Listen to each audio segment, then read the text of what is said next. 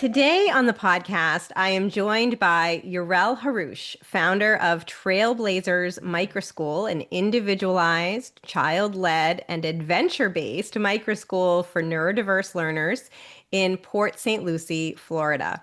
Inspired by her journey raising an autistic son and navigating a school system that wasn't designed for him, Yorelle built a microschool where students thrive. From preschool teacher to microschool founder, her story is one of resilience, empowerment, and a passion for creating environments where every child feels seen, respected, and supported. Yorelle Haroush, welcome to the Liberated Podcast. Thank you so much, Kerry. So happy to be here. So happy to have you here. We had the opportunity to meet in person earlier this summer at the Launch Your Kind Summit, KindCon in Florida. That's run by the fabulous Iman Aline, who's the founder of Kind Academy and the Launch Your Kind Microschool Incubator Program. And at the time that we met in person, you were weeks away from launching a brand new microschool that has now since launched, and you have 20 students, several teachers. Just must be so exciting. And I want to spend most of our time today talking about that launch process and kind of your vision for Trailblazers. But let's start, if we could, Yorelle, with how you got here. You know, you were working as a preschool teacher in the early childhood space for much of your career. And it was sort of through your personal parenting experience of raising a son on the autism spectrum that kind of led you to think about alternatives. I wonder if you can share a little bit more about that pathway. Sure, absolutely. So, navigating that for Liam, I quickly realized upon kindergarten, that it wasn't going to work for him. My experience as a preschool teacher before having him and, raising him, I saw the need for more. And then, experiencing that with him through preschool programs. He was asked to leave over 10 schools before his fifth birthday, due to, aggressive behaviors and, things that really can't be handled in a public, setting.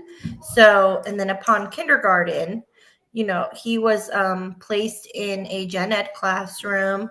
And, he's fully verbal. And so his needs are really social and behavioral. So we thought it might work out, but quickly realized that it wasn't a good fit. I got a phone call that he was outside in the bus loop by himself, and ran away from staff. And it was a very scary phone call. And I said, yeah, this isn't going to work out, guys. Thanks. And so I started searching for alternatives. Yeah. So then, COVID happened.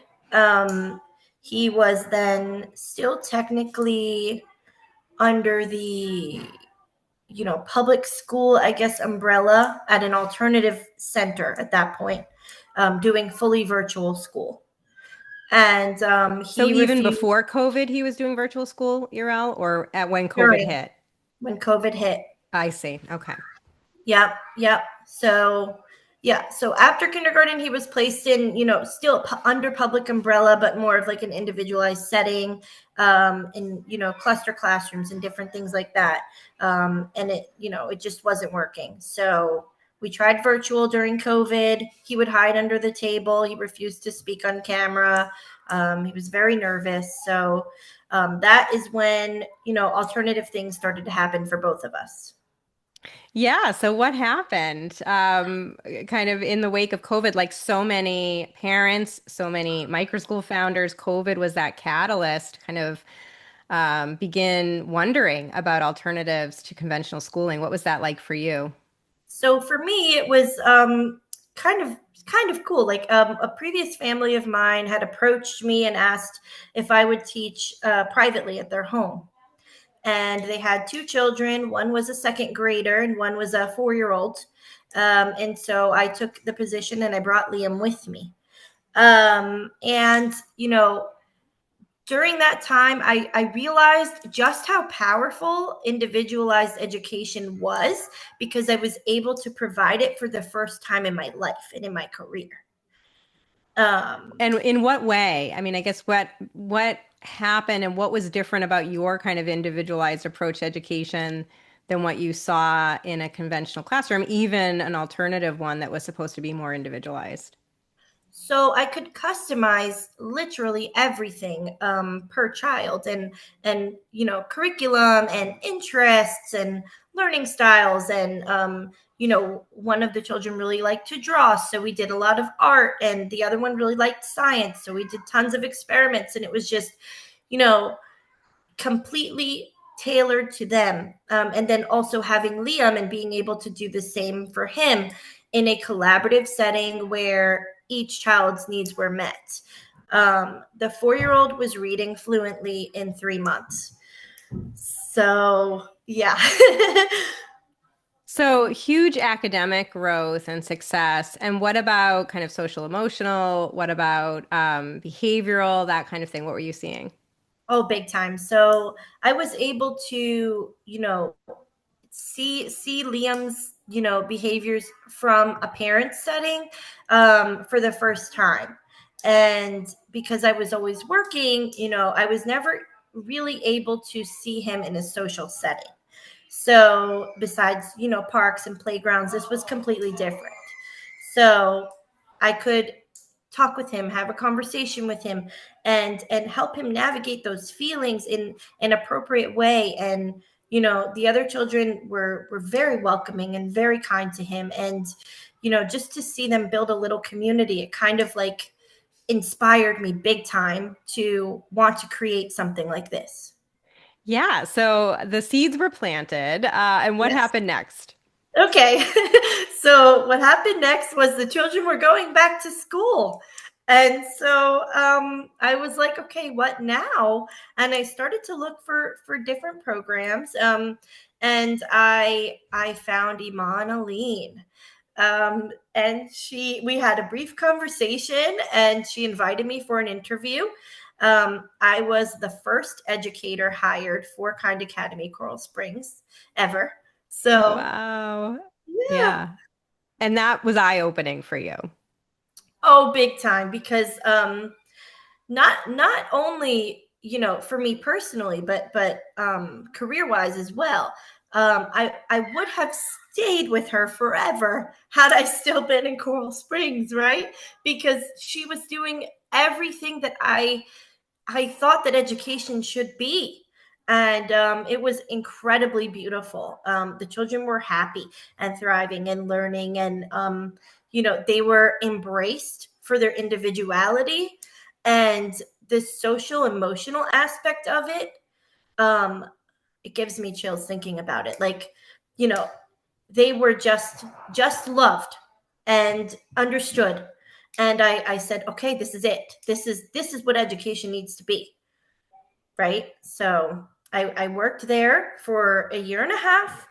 And then my husband got a job opportunity in Port St. Lucie, and the housing market was much more affordable. And so we decided to make a move. And that's a couple hours away, is that right?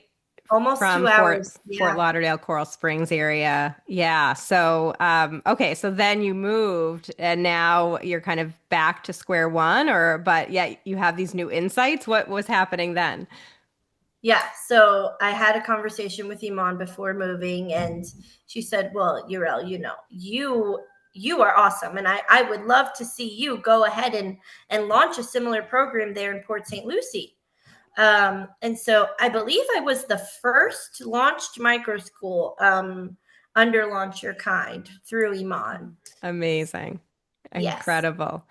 And that was a precursor to this current microschool. You could have running that initially, and then I think you got pregnant with your youngest son, I and so did. you Yes. had to scale that back. But now reopened or opened a new microschool just this fall called Trailblazers Microschool that just opened, and you're already, it sounds like, at capacity, near capacity. Tell us a little bit about where the school is at the moment. Okay, so we did our open house. It's funny because when you create a Facebook event, the interest is kind of like you don't really know who's going to show up because they put maybe or whatever. But when we opened our door on open house, people flooded in, um, and And when was we that open house held? that was held in the middle of July. Oh, wow. Okay. You Yes. didn't have any commitments yet, any enrollment commitments until really quite recently. Okay, but everybody came. Nothing. Nothing. It was me and my great friend who is like my do all. She's incredible and she works for me. Nice. And it was me and her and we had this vision and this dream and this hope and then here they come, right? So we're like, Wow. okay, like this is really happening. Um and by the next day we had I believe 10 kids enrolled. Wow. Um and before the first day of school, we were up to 18. So, Incredible. And now you yeah, have even a couple more, right? You're up to yeah. 20. Yeah. We are up to 20 children. We have 4 teachers. We have a certified K-12 ESE teacher on staff. I have a preschool program with a Montessori and Reggio Emilia certified preschool teacher. And then I have me and my good friend employee. So we're a Incredible. strong team and the kids are learning and thriving. And every single day, which is, very different, which I love about our model, is that we are on adventures every single day. Every day. Yeah, and so the most of the students or all of the students are attending with some of Florida's school choice programs. So they're attending tuition free or nearly so. How does the financial accessibility piece work? Yes, I would say 90% of our students are on step up scholarship. Um, and I'm just so thankful that we were able to get, direct bill qualified to be able to provide that for these families that desperately need alternative education. And are they, I know different founders in Florida and across the country sort of structure their programs differently. Are you running yours as a recognized private school or as more of a tutoring center for homeschoolers? Yeah. The Tutoring latter. center. Yeah. Yeah. Yeah, and of course, again, Florida's flexible school choice programs enable families to access these microschools for homeschoolers up to, full time as a full time schooling alternative through, again, the school choice programs. So it's really, Yes. really great to see that. What is attracting families to your program? I know you try to serve neurodiverse students, Yep. adventure based. Yep. Why are families coming to you? Why did they come to that open house? I would say it's because we are offering something I haven't seen provided in our area. Um, there are small, homeschool co-ops and different things like that, but there's not really what we're providing, especially for our neurodiverse community here in Port St. Lucie. Families are looking for help. So, our program kind of created filled the gap for the need, I feel.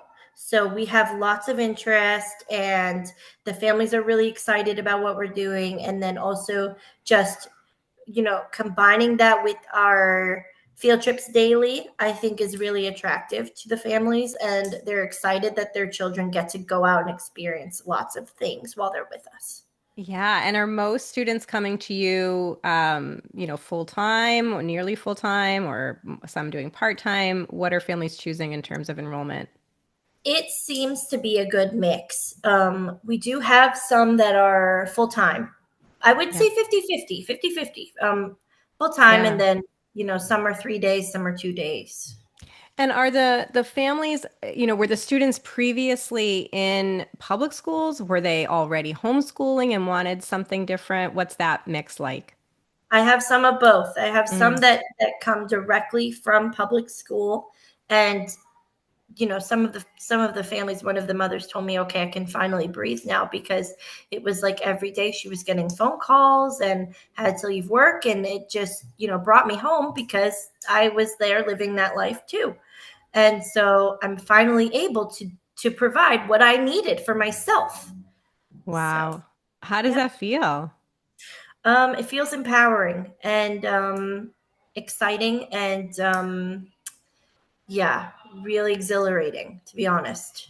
Yeah, and just to know that you're making that huge difference in the lives of others and that other parents, like you said, have that chance to breathe that you would have benefited from had a program like yours existed, but it didn't, which is why, like any true entrepreneur, you had to build what you couldn't find.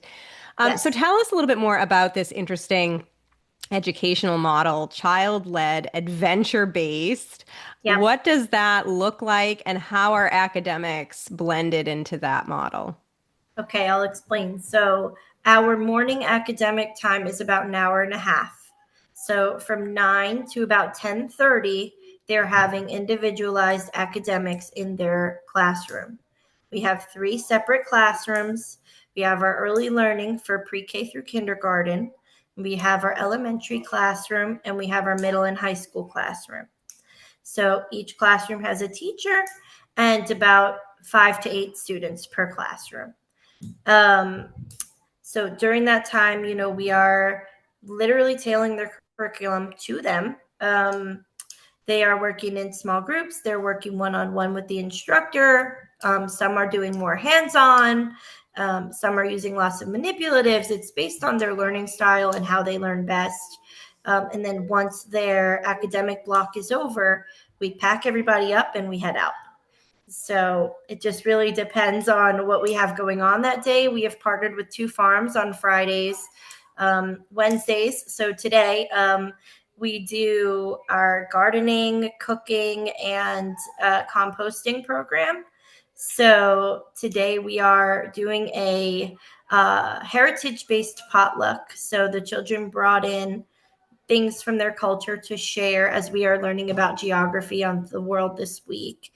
And I will be cooking schnitzel, chicken cutlets from my heritage with them later today. Mondays are more like art and hands-on STEM, things like that. And then Tuesdays and Thursdays are our nature days.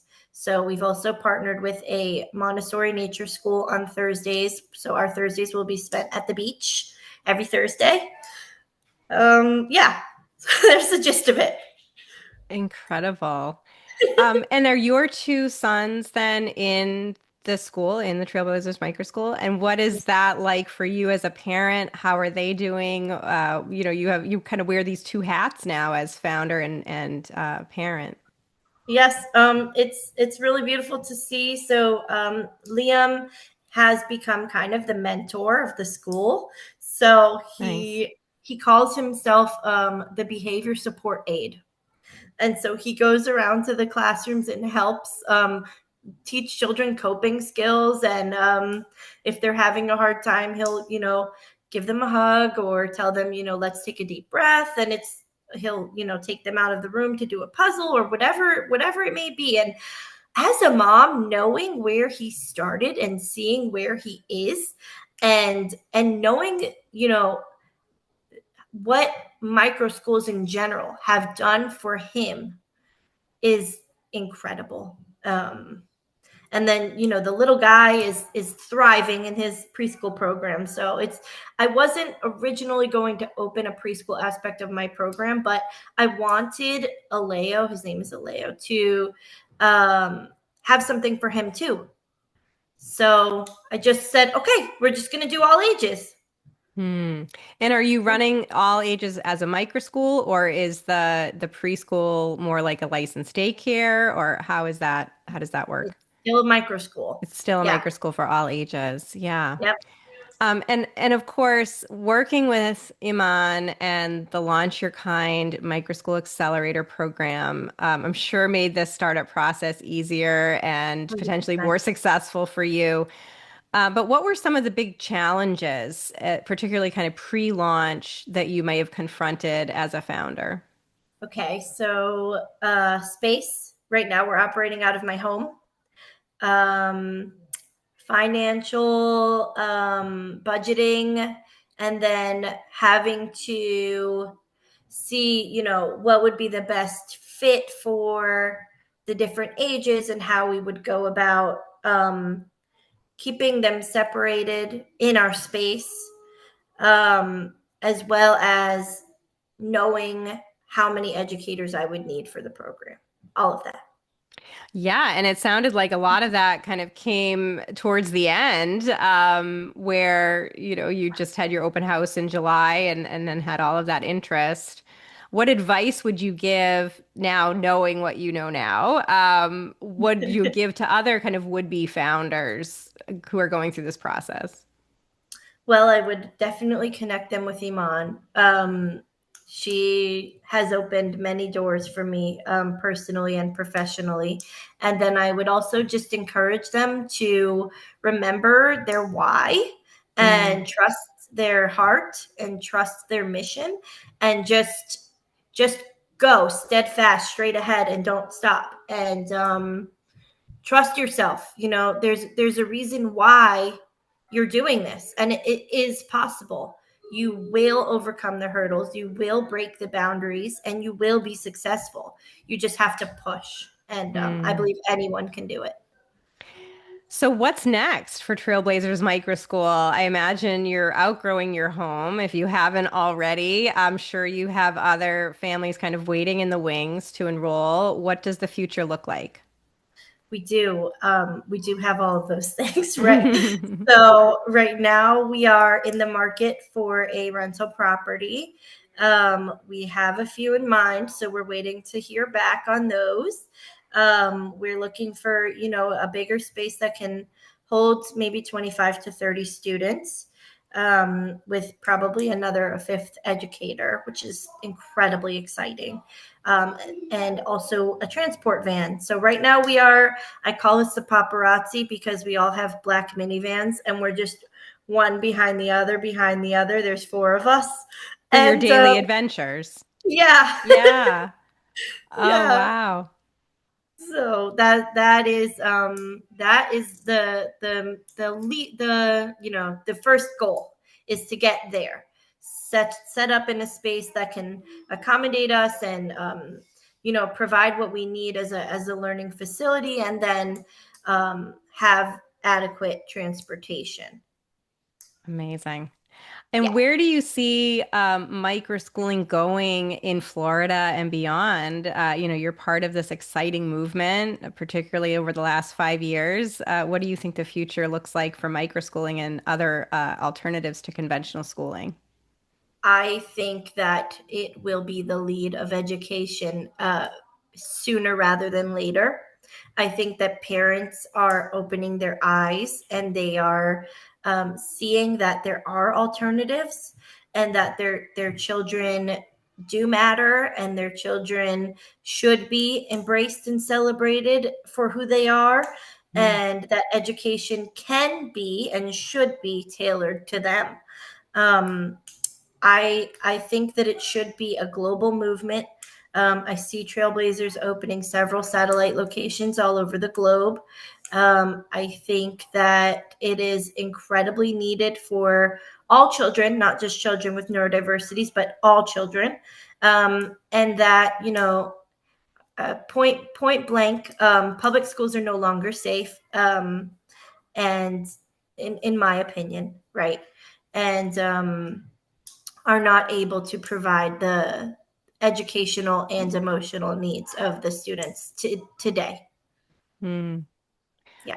Well, I believe as well that we're going to see microschooling continue to take off and more families wanting more of these individualized educational options. So it will be exciting to see where this goes. And if my listeners and viewers want to follow your progress, Yorelle, and connect with Trailblazers Microschool, what is the Yeah. best way for them to do that? So we have a very active social presence on Facebook via Trailblazers Microschool. You can also visit our website at trailblazersmicroschool.org. And we also have an Instagram and a TikTok. If you search Trailblazers Microschool, you'll find us. Wonderful. Well, best wishes for a very successful inaugural year as running Trailblazers Microschool and many, many more fabulous years to come. Yorelle Thank you. Haroush, thank you so much for being on the Liberated podcast. Thank you so much. Thank you so much, Kerry. We appreciate it very much.